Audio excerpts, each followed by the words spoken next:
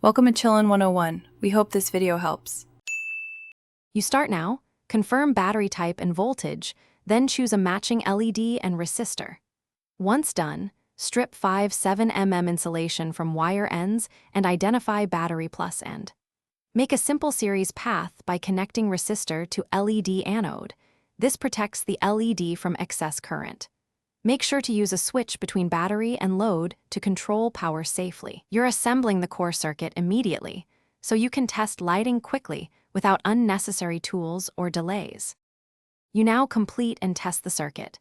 Attach the resistor to the LED anode, then route that through the switch to the battery positive. Once done, connect the LED cathode directly to battery negative. Make sure connections are snug. Lightly twist or solder for reliability and insulate exposed metal. Press the switch briefly. The LED should illuminate. If it's flickering, recheck each connection and ensure the resistor value matches battery voltage and LED forward voltage.